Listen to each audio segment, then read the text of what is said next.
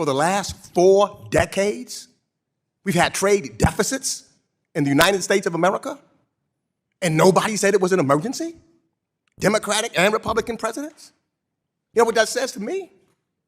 That it's not an emergency, because it hasn't been for 4 decades. It says to me that we should bring tariffs back to the United States Congress so that we can make that determination, as the Constitution has said, and not try to go around Congress. But Donald Trump, not once, not twice, not 3 times, not 4 times, not 5 times, but 6 times, failed to pay his debts on his business and went bankrupt. And you're going to call that a good business, man?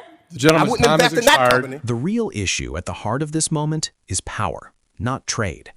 When does an economic problem become an emergency, and who gets to decide?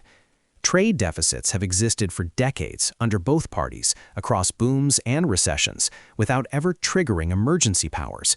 Calling it an emergency now is less about new economic pain and more about bypassing Congress to act unilaterally. That should make every American pause, because once emergency logic is stretched for convenience, it can be stretched for anything. Mr. Bessent, I'm just a plain, simple man, the average, everyday American is looking at this hearing today. So can you tell me first, does trade deficits constitute a national emergency? The hollowing out of the U.S. manufacturing No, just yes or no. class. Yes or no? Yes or no, It's a sir? national emergency, sir. It does. It does. You're telling me trade deficits equals a national or creates? Persistent and prolonged. Okay. Yes, sir. And do you know also, sir, that for the last 4 decades, we've had trade deficits in the United States of America, and nobody said it was an emergency? Democratic and Republican presidents? You know what that says to me? That it's not an emergency, because it hasn't been for 4 decades. It says to me that we should bring tariffs back to the United States Congress so that we can make that determination, as the Constitution has said, and not try to go around Congress. That's just unbelievable to me. Let me ask this question. Maybe they missed it. Who was the president, and who has been the president since January 20th, 2025? Donald J. Trump. Okay. And who was the president in 2024?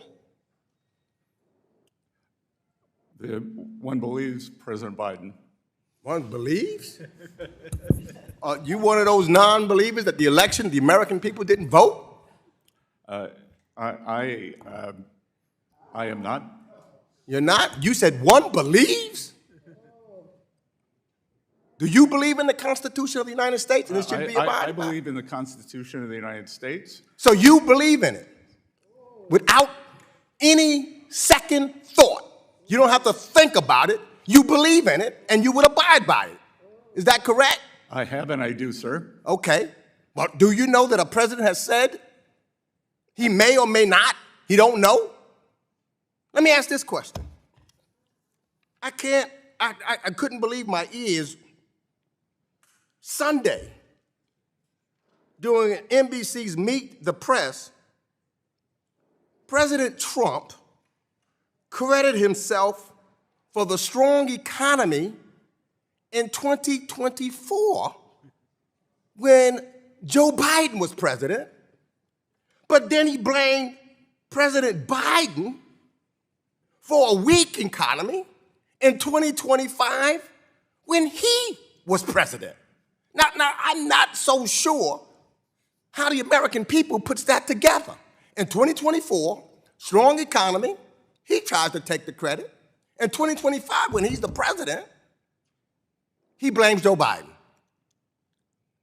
That doesn't make sense to me. I don't think it makes sense to most Americans. And I hope, Mr. Secretary, you're a businessman. it doesn't make sense to you either.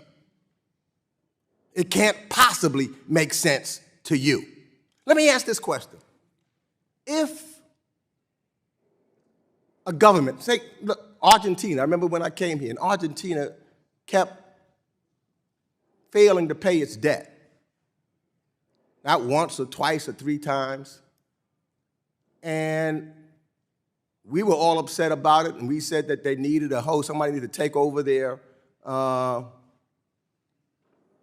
government. You know, somebody should help the president of Argentina. If the United States or didn't pay its debt or something like that, we'd be very upset about that if we couldn't pay our debt. I mean, that's one of our focuses. Is that not correct? Sir, the United States will always meet its debt obligations. Always. Well, let me ask you this. Donald Trump, the deal maker, and you didn't answer Ms. Velasquez's questions, no deals, although he said 3 weeks ago that there would be deals.